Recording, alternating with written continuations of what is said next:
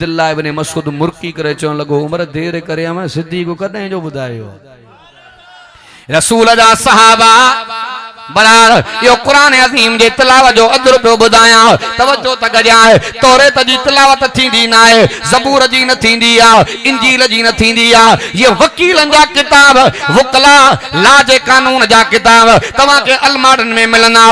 कुतुब खाने में मिलना लाइब्रेरी में मिलना वकील के मामले में मुझी पोना मसलो रसी कर वरी अलमारन में सजाइना रब जो कुरान वो किताब आ नंढो आ वड्डो आ मर्दा औरत तिलावत जारिया तिलावत जारी मुख्तसर। 3 नंबर ते कुरान जो हक यो आ त कुरान के समझणो जरूरी आ। तमाम साम नेट जा माहिर लैपटॉप जा माहिर मोबाइल जा माहिर पर कुरान जे आयत ऐं मफ़हूम जी ख़बर है। बहावलपुर में की यूनिवर्सिटी आ अब्बासी नाले नवाब सादिक जो ज़मानो हिकड़ो अंग्रेज आयो मदरसे में तंहिं में इन यूनिवर्सिटी में हिफ़्ज़ करायो वेंदो। जॾहिं हिफ़्ज़ जे शोबे में वयो हिकड़े तालिब खे बाह खां वरतई भला जंहिं किताब जी तिलावत करे पियो पढ़ंदो पियो आ याद कंदो पिया माना जी ख़बर थी जे माना जी ख़बर ना आहे मफ़हूम जी ख़बर ना आहे उस्ताद जेको पढ़ाईंदो आ याद कंदो आ। नवाब सादिक खे चवंदो पियो आ अफ़सोस आ तव्हां असांखे असांजी ॿोली त ईंदी पई आ अंग्रेजी ईंदी पई आ जे नबी सां तव्हांजी मोहब्बत आ जे क़ुरान सां तव्हांजो प्यार आ तव्हांखे माना जी ख़बर ना आहे अदी तो क़ुरान जे माना खे सम्झो इहो रब जे क़ुरान जो हक आ।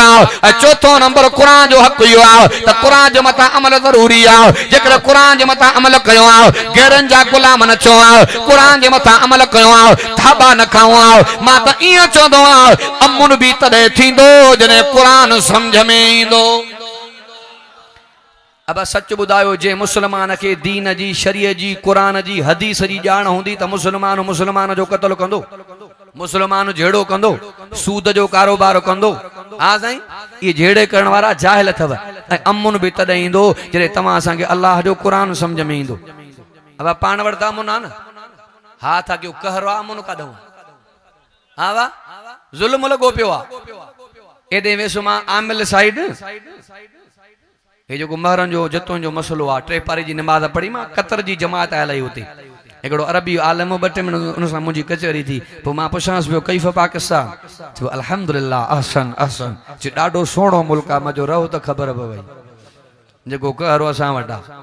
हे थाणा बुला खान मां वेंदो आहियां घणो हेॾे नूरी आबाद साइड हाणे मां करचात में वियो 140 किलोमीटर हेठो उते सां मोटियासीं तक़रीबन 3 थी विया राति जा त यकीन कयो मां कहिड़ी कचहरी में वेठो आहियां बर में गाॾियूं बीठियूं बकरियूं प्लेटां मां चयो भेण आहे त मुल्क साॻो पर असां वटि हुजणी त हड़ मेड़े वञे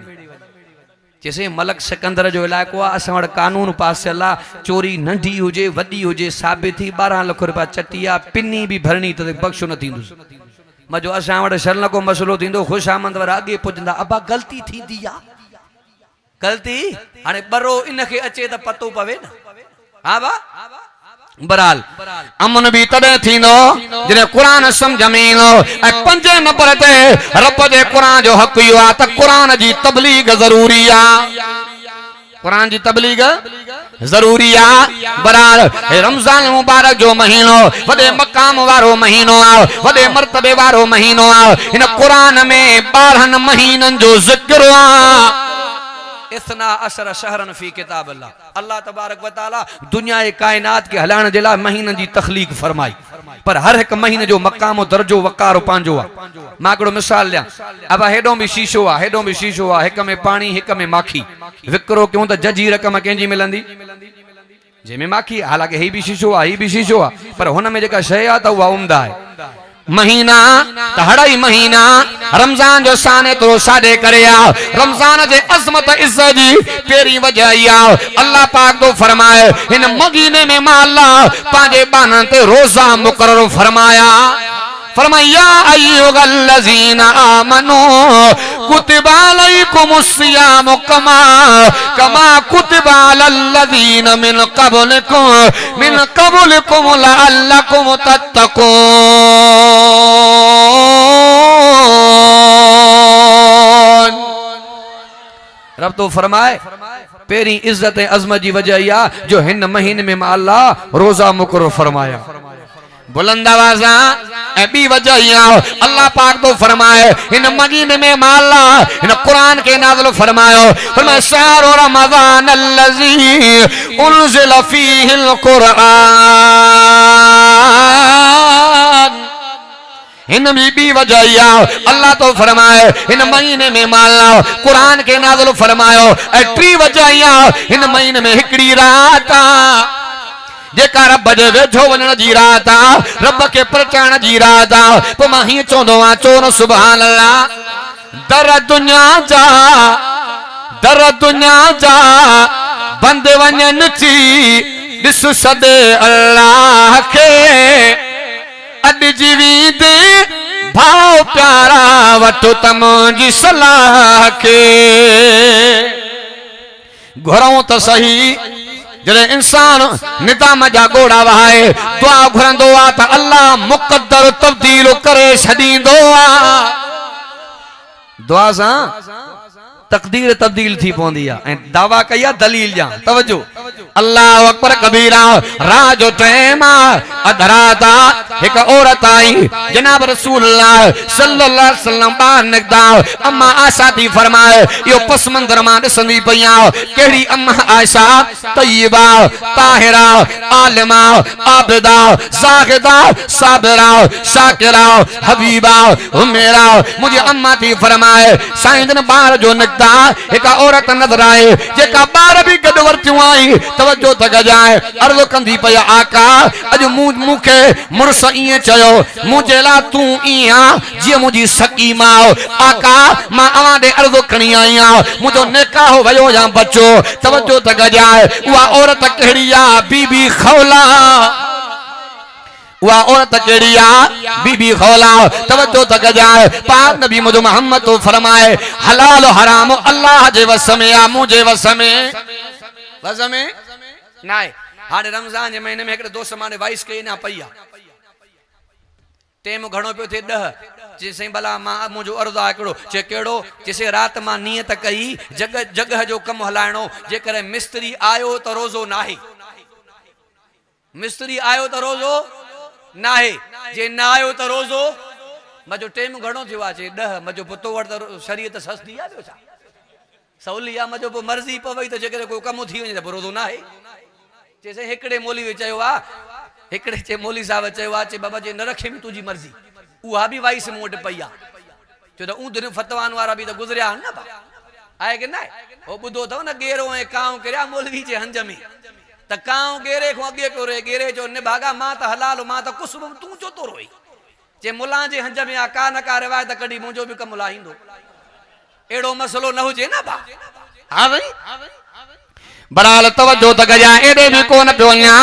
अम्मा बीबी खोला पाक नबी मुंहिंजो मोहम्मद तो फरमाए मां मोहम्मद जे गुमान में त तुंहिंजो निकाह वयो तवज्जो त गजा छो त मुर्स चयो खौला तू मुंहिंजे लाइ ईअं जे मुंहिंजी सकी माउ तवज्जो त गजा अल्लाह अकबर कबीरा अम्मा बीबी खोला रोंदी पई आका जवानी मुर्स सां गुज़ारी मां बचन ॿारनि जी माउ हाणे मां ॿारनि ॼण जहिड़ी बि कोन रही आका मुझो मसलो हल फरमायो पाक नबी मुझो मोहम्मद तो फरमाए रब को दुआ गुर तवज्जो त गजाए अम्मा बीबी खोला पांजे बच्चन जा बुक ठाए चोंदी पया अब्बा रब को दुआऊं घुरो अल्लाह तवा जे अमर जो मामलो हल फरमाए तवज्जो त गजाए अम्मा बीबी खोला चोंदी पया अब्बा हुआ बाबा बाबा चोंदा हाने रब रब करे पुकारो अल्लाह मुझे अमर जो मामलो हल फरमा कला को दुआ न घुरिया बदुआ न घुरिया अचो सजी रात दुआ में गुजरिया ऐं हाणे जेकॾहिं के दरगाह ते वेंदो न दुआ क़बूल न थी चेवा मुल्हनि में बि वञी वञी थकूं हा साईं दुआऊं घुराए थकूं बाबा क़बूल कोन थी पए अयूब अलैहिस्सलाम 18 साल दुआ घुरी घणा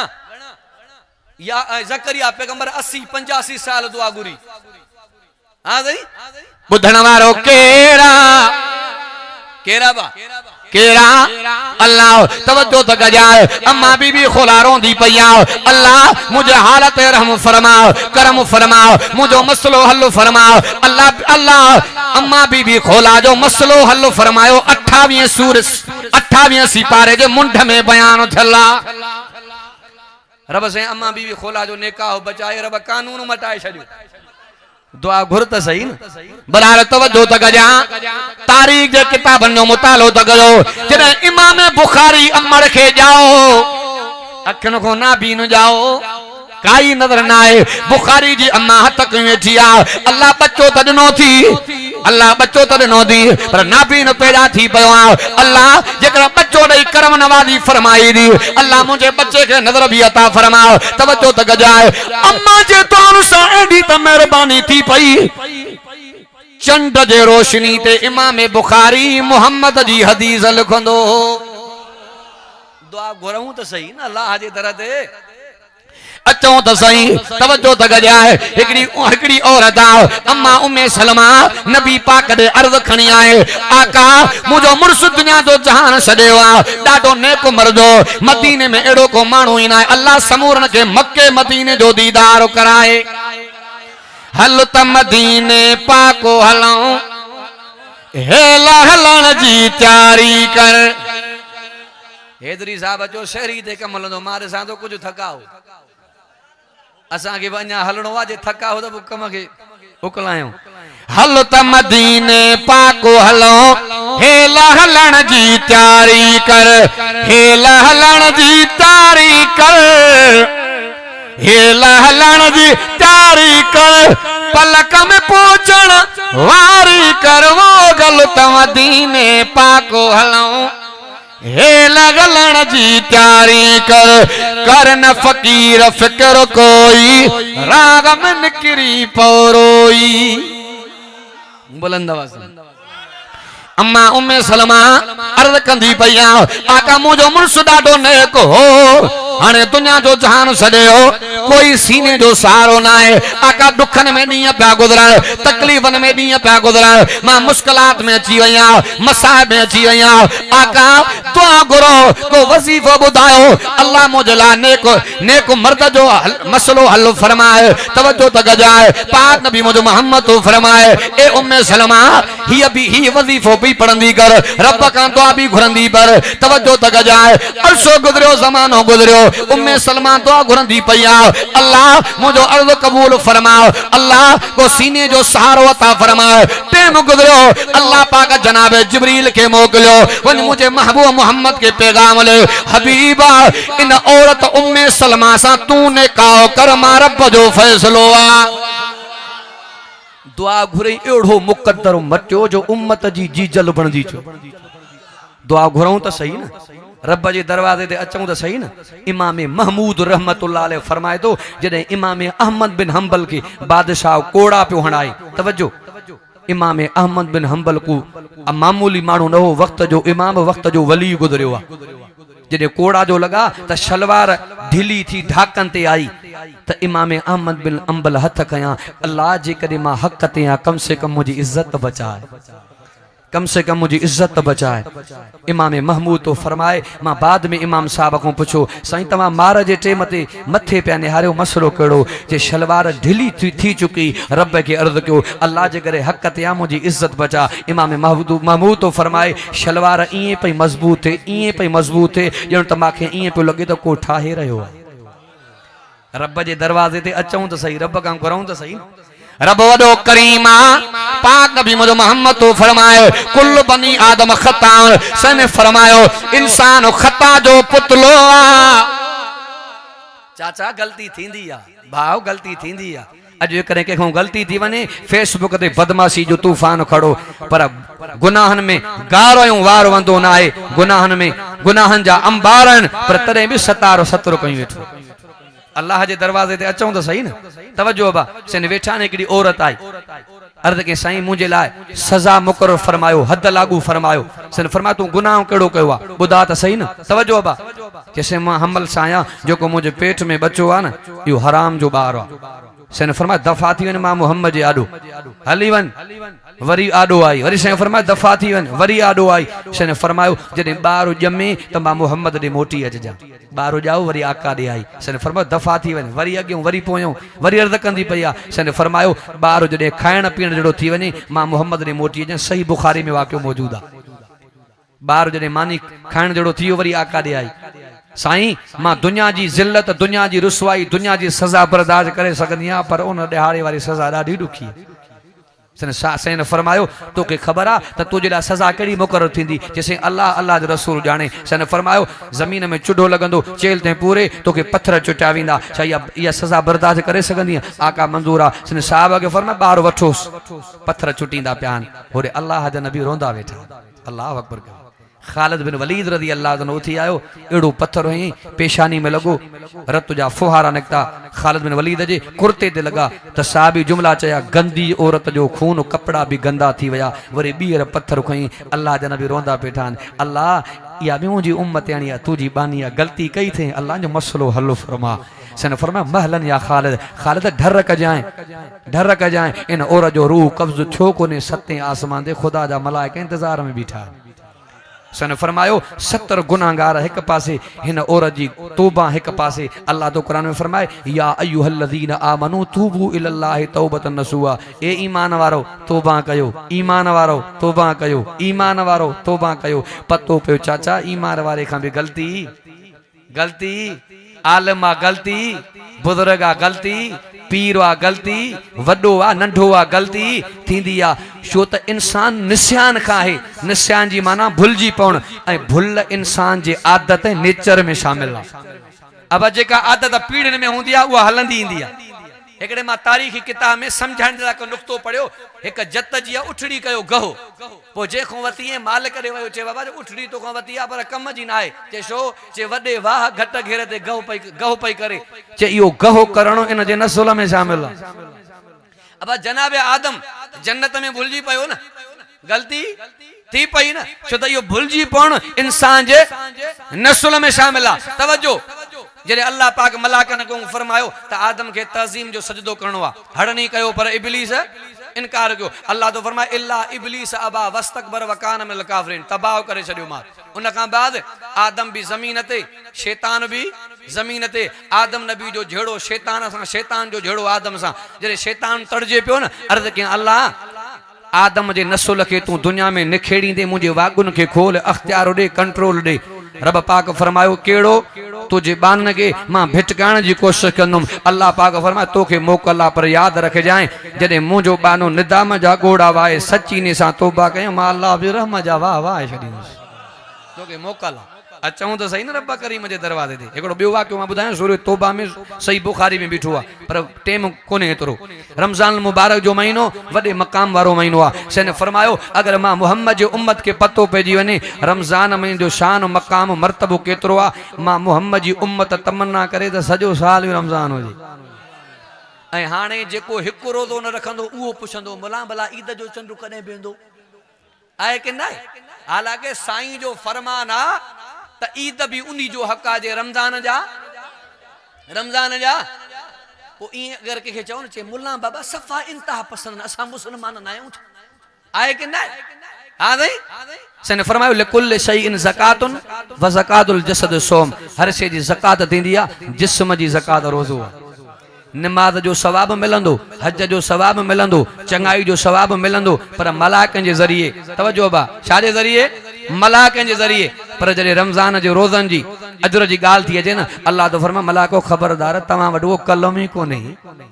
तव्हां वटि पनो ई कोन्हे जो अजर लिखो, रोज़ेदार खे अजर मां अल्लाह पाण ॾींदुसि। रोज़नि जो वॾो दर्जो आहे, वॾो मक़ाम आहे। सन फरमाए जेको नफ़िली रोज़ो रखे थो न, अल्लाह 70 साल जे पंध ते जहन्नम खां परे थो करे। क़यामत जे ॾियारे सन फरमाए यक़ूल सौम यक़ूल क़ुरान, रोज़ा ऐं क़ुरान अल्लाह जे कोरठ में ॻाल्हाईंदा। अब जंहिं रोज़ा रखिया बि वक़्तु ऐं जंहिं न रखिया बि वक़्तु वक़्तु। हिकिड़े साल मां बचल शाह में वाज़ कयो, दोस्त आहे मुंहिंजो जलाल मरेटू, अञा आहे ड्यूटी दद।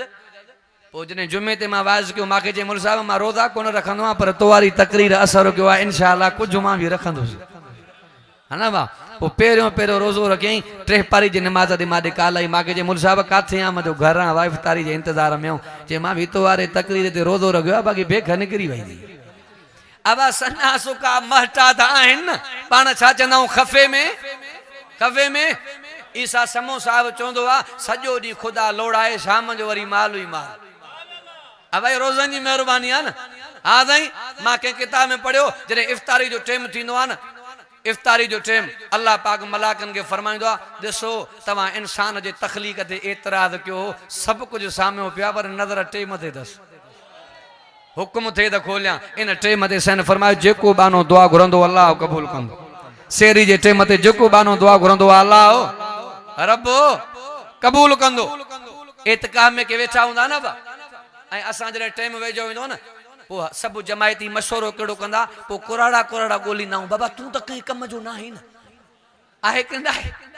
हा साईं पर हालांकि अगर इन एतिकाफ़ जे ॾहाके जी कंहिंखे ख़बर हुजे त कोई कंहिंखे वेहणो न ॾे साईं फरमायो मने तक व असरन का हज तईन व उम्र तईन जेको अल्लाह जे रज़ा जे लाइ एतिकाफ़ ॾहाके में वेहे थो अल्लाह तबारक व तआला ॿिनि क़बूल पयल हजनि ऐं ॿिनि उम्रनि जो सवाब थो लिखाए